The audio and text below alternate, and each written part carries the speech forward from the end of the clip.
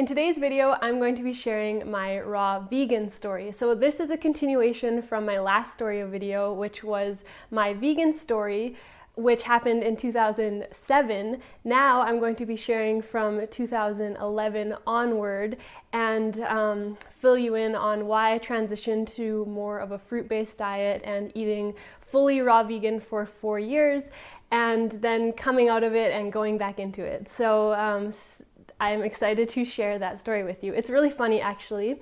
In 2011 or the end of 2010, I was at a friend's potluck, and this 18-year-old kid showed up and he had like 20 bananas for the potluck, and he was just eating all of these bananas.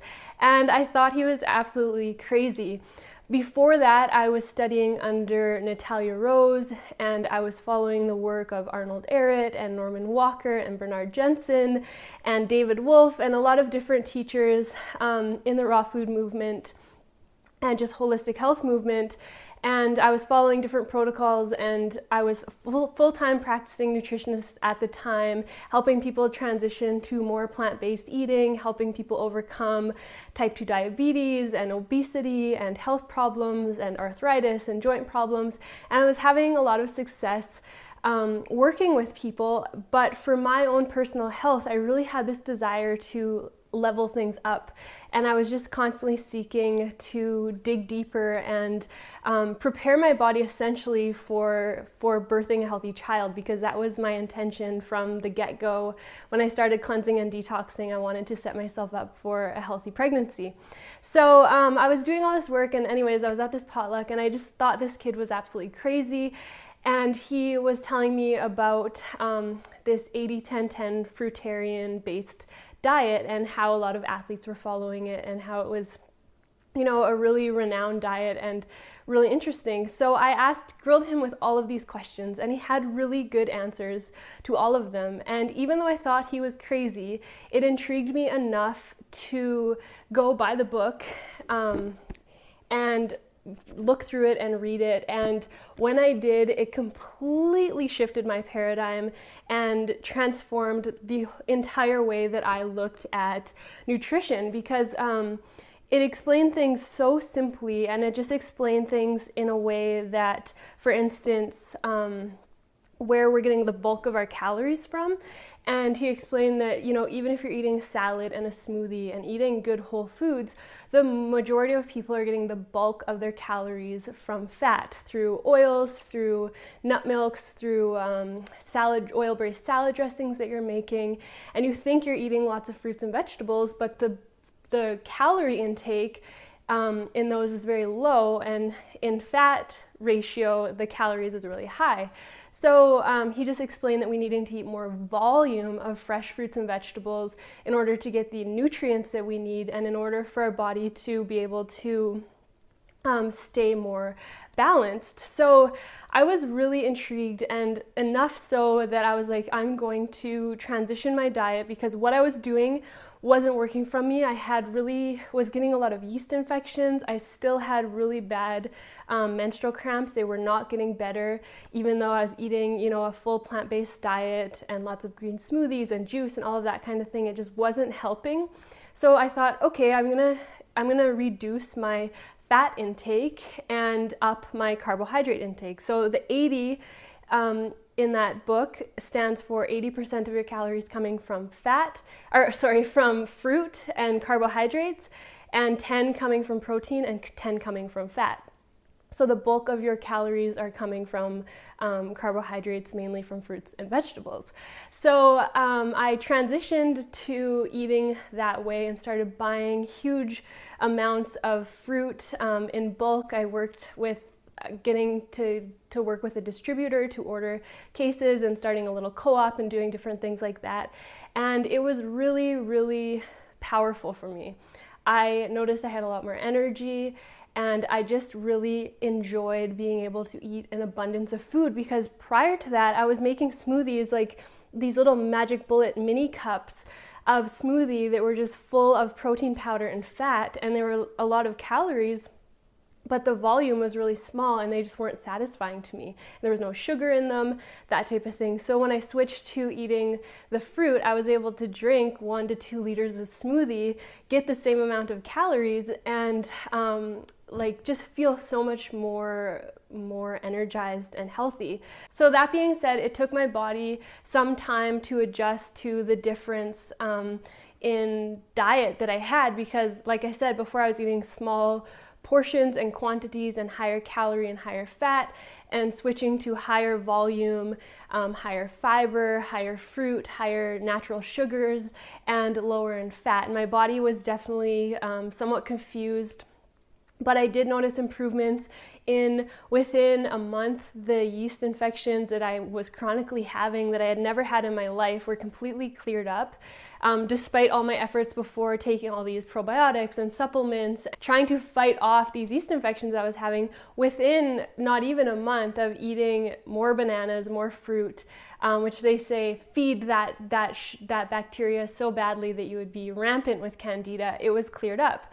So there was definitely something to say about the lower fat intake with the fruit. And the downfall of it was that my body was confused, and it started retaining more water, and I gained some weight initially and got pretty like puffy looking, but I still felt really good. I just didn't look as good on the outside, and I knew that if I stuck with it, my body would adjust and adapt. And I can't think of the time frame, but it was under a year that things started to even out, and I became my healthiest looking self that I had ever been. And I guess I want to share this story with you because so many people wonder why I eat so much fruit, and if it's healthy and all of that kind of thing. And I'm just gonna say that, in my opinion, it's definitely ideal for most people to get the bulk of their calories from fruits and vegetables. And the ratio of carbs, protein, and fat you eat is gonna vary with different people. So that takes me to the other part I was talking about, where I ate strictly raw vegan for 4 years. So from 2011, 12, 13, and 14, I didn't sway. I ate maybe like 2 or 3 cooked meals in that time frame, and I just ate the bulk of my calories were coming from bananas and dates and oranges and cherries, and whatever season it was, whatever I could get in abundance, I was eating.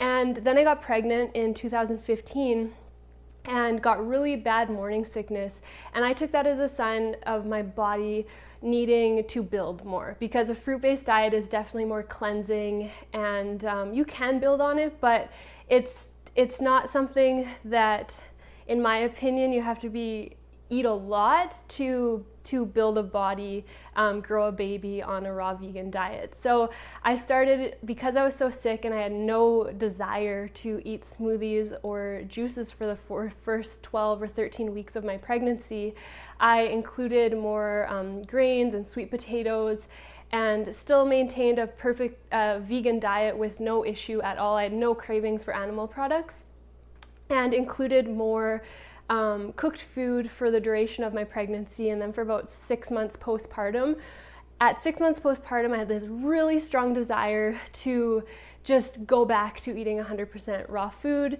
So I did that for 3 or 4 months, and then the convenience of cooked food crept back into my life, and then it's just been a balance of eating majority of my calories from fruits and vegetables, and then having periods of time where I would eat, gluten-free pastas or sweet potatoes or different whole food cooked foods like that, and it worked really well for me. For me personally, I really like to eat a raw food diet the majority of the time, but I don't have this dogma about me where if I'm, tired or lacking in calories because I'm still breastfeeding and still building a human. She's almost 2 and she's growing so much and breastfeeds a lot still, that I know I need to have the calories in me. And if I can't get that from fruit, I have no problem eating sweet potato or other cooked starches to help help make sure that I'm getting enough nutrients and calories to help my child grow.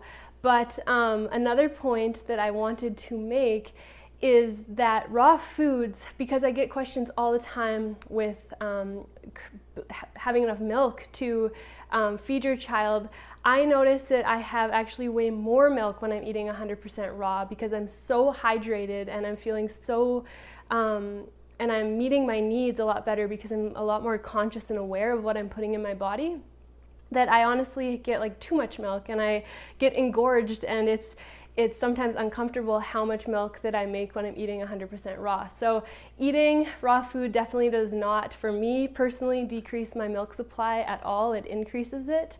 And it's really amazing to see how your body will respond to different foods. For me, this diet has been very healing because I used to have chronic kidney issues where I would have chronic urinary tract infections. Like I said, I had a period of time where I was having really bad yeast and candida issues. I had acne, I had weight issues, I had anxiety. I definitely was never diagnosed with depression, but I erred on that side of things. And I just struggled a lot in my life behind the scenes. And I have to say, a fruit-based diet really, really shifted my outlook and perspective on life. It allowed me to have more abundance and clarity and excitement and passion in my life, and it's created a lifestyle for me that I don't ever want to give up. Having the freedom to eat as much as I need. Like, I can eat 2,500, 3,000 calories of fruits and vegetables in a day and not gain weight and not get ill health effects from it, not get bloated, not have any health issues, because my body knows how to digest and utilize those foods and build from them, and it's worked so well for me. So, so many people are afraid of fruit and afraid of a raw food diet and afraid of exploring what fruits and vegetables can do for you.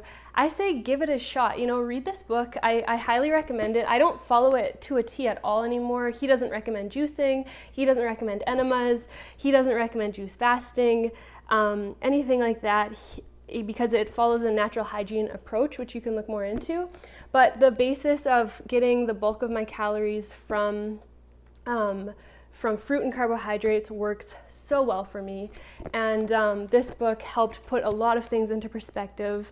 And as someone that is, young and active and raising a family, eating this way is so convenient and so easy and so worth it. And I highly recommend giving it a try if you're struggling with feeling deprived, if you're struggling with feeling restricted, if you're struggling with feeling like fruit is bad for you and you're afraid to eat it but you're craving sweets. Definitely check this book out and research a fruit-based diet, because it might be the key to that abundant life where you heal your relationship with food. So in future videos, I'm going to share, I have a couple on the forefront here. I have one, why I don't feed my daughter 100% fruit-based diet is a future video coming.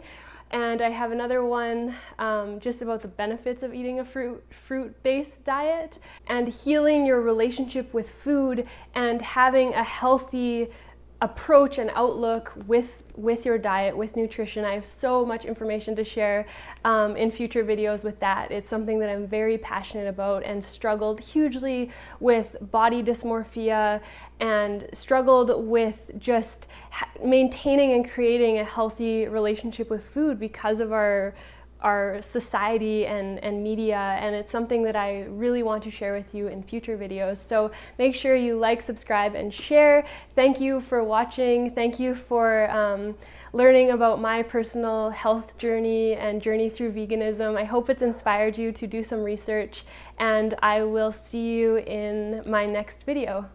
Bye.